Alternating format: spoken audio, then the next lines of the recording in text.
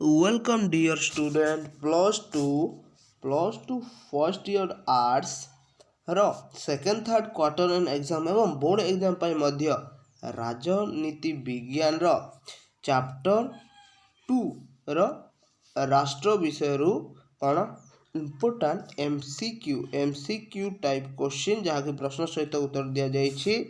ତ ପ୍ରଥମେ ମଧ୍ୟ ଆଉ ଗୋଟିଏ ଭିଡ଼ିଓ ତିଆରି କରାଯାଇଛି ଯେଉଁଥିରେ ଆଉ କିଛି କ୍ୱେଶ୍ଚିନ୍ ଦିଆଯାଇଛି, କିନ୍ତୁ ଏଥିରେ ଆଉ କିଛି କ୍ୱେଶ୍ଚିନ୍ ଆଡ୍ କରିକି ଦିଆଯାଇଛି। ତ এই କ୍ୱେଶ୍ଚିନ୍ ଗୁଡ଼ିକ ନିଶ୍ଚୟ ଦେଖିବା ଚାଲନ୍ତୁ।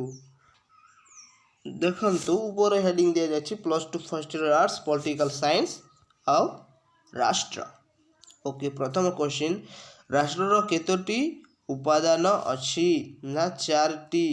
ତାପରେ ରାଷ୍ଟ୍ରର କେଉଁ ଉପାଦାନ ଏହାକୁ ଅନ୍ୟ ସଂଘମାନଙ୍କ ଠାରୁ ପୃଥକ୍ କରାଏ? ନା ସାର୍ବଭୌମତ୍ୱ। ତାପରେ ରୋମିଓମାନେ ରାଷ୍ଟ୍ରକୁ କେଉଁ ନାମ ଦେଇଥିଲେ? ନା ସିଭିଟାସ୍। ତାପରେ ରୁଷୋଙ୍କ ମତରେ ଗୋଟିଏ ରାଷ୍ଟ୍ରର ଜନସଂଖ୍ୟା କେତେ ହେବା ଉଚିତ? ନା 10,000। ତାପରେ ନେକ୍ସଟ କ୍ୱେଶ୍ଚିନ୍କୁ ଯିବା, ରାଷ୍ଟ୍ରମାନଙ୍କ ମଧ୍ୟରେ ଆନ୍ତର୍ଜାତୀୟ ସମ୍ପର୍କର ମୂଳନୀତି କ'ଣ? ଦେଖ, ସାର୍ବଭୌମ ସମାନତା। ତାପରେ ସାର୍ବଭୌମତ୍ୱ କେଉଁ ଲାଟିନ୍ ଶବ୍ଦରୁ ଉଦ୍ଧୃତ ହୋଇଅଛି? ଏହାର ଆନ୍ସର ହେଇଯିବ ସୁପରାନସ୍। ତାପରେ ଡେସ୍କ ଏକ ରାଷ୍ଟ୍ରର ଅତ୍ୟାବଶ୍ୟକ ଉପାଦାନ? ନା ଜନସଂଖ୍ୟା ଏକ ରାଷ୍ଟ୍ରର ଅତ୍ୟାବଶ୍ୟକ ଉପାଦାନ। ତାପରେ ରାଷ୍ଟ୍ରସଂଘମାନଙ୍କର ଏକ ଡେସ୍କ ଅଟେ? ନା ରାଷ୍ଟ୍ରସଂଘମାନଙ୍କର ଏକ ସଂଘ ହିଁ ଅଟେ। ତାପରେ ସରକାର ରାଷ୍ଟ୍ରର ଡେସ୍କ ଅଟେ? ନା ସରକାର ରାଷ୍ଟ୍ରର ପ୍ରତିନିଧି ଅଟନ୍ତି। ତାପରେ ନେକ୍ସଟ କ୍ୱେଶ୍ଚିନ୍କୁ ଯିବା, ରାଷ୍ଟ୍ର ଏକ ଡେସ୍କ ସଂଘ ଅଟେ? ନା ରାଷ୍ଟ୍ର ଏକ ରାଜନୈତିକ ସଂଘ ଅଟେ। ତାପରେ ସରକାରଙ୍କର କେତେ ଗୋଟି ଅଙ୍ଗ ରହିଛି? ନା ସରକାରଙ୍କର 3 ଗୋଟି ଅଙ୍ଗ ରହିଛି। ରାଷ୍ଟ୍ରର ମୁଖ୍ୟ ଉପାଦାନ ଗୁଡ଼ିକ ହେଉଛି ଭୂଭାଗ, ଜନଗଣ, ସରକାର ଓ ଡେସ୍କ। ଏହାର ଆନ୍ସର ହେବ ସାର୍ବଭୌମତ୍ୱ। ତାପରେ ନେକ୍ସଟ କ୍ୱେଶ୍ଚିନ୍, ସାର୍ବଭୌମତ୍ୱର ଅର୍ଥ ଡେସ୍କ ଅଟେ? ନା ସାର୍ବଭୌମତ୍ୱର ଅର୍ଥ ସର୍ବୋଚ୍ଚ କ୍ଷମତା ଅଟେ। ତାପରେ ନେକ୍ସଟ କ୍ୱେଶ୍ଚିନ୍ ଦେଖନ୍ତୁ,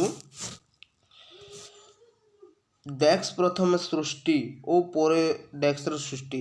ତ ପ୍ରଥମେ ସମାଜର ସୃଷ୍ଟି ଆଉ ପରେ ରାଷ୍ଟ୍ରର ସୃଷ୍ଟି। ମନେ ରଖନ୍ତୁ, ପ୍ରଥମେ ସମାଜର ସୃଷ୍ଟି ଆଉ ପରେ ରାଷ୍ଟ୍ରର ସୃଷ୍ଟି। ଏହି କ୍ୱେଶ୍ଚିନ୍ ଆସିପାରେ। ତାପରେ ରାଜନୀତି ବିଜ୍ଞାନର ମୁଖ୍ୟ ଆଲୋଚ୍ୟ ବିଷୟ ହେଉଛି ଡେସ୍କ? ନା ରାଜନୀତି ବିଜ୍ଞାନର ମୁଖ୍ୟ ଆଲୋଚ୍ୟ ବିଷୟ ହେଉଛି ରାଷ୍ଟ୍ର।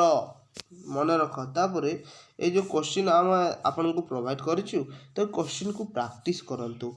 ଆଉ ଚ୍ୟାନେଲରେ ଯଦି ଆପଣ ନୂଆ ଆସିଛନ୍ତି ତାହେଲେ ନିଶ୍ଚୟ ଚ୍ୟାନେଲକୁ ସବସ୍କ୍ରାଇବ୍ କରି ବେଲ୍ ଆଇକନ୍କୁ ଅନ୍ କରି ରଖନ୍ତୁ, ଯାହାଦ୍ୱାରା ସର୍ବପ୍ରଥମେ ଭିଡ଼ିଓ ଗୁଡ଼ିକ ଆପଣଙ୍କ ପାଖରେ ପହଞ୍ଚିଯିବ। ଆଉ ହଁ, ଭିଡ଼ିଓକୁ ନିଶ୍ଚୟ ସାଙ୍ଗସାଥି ସହ ସେୟାର କରିବା ପାଇଁ ଜମାରୁ ଭୁଲିବେ ନାହିଁ।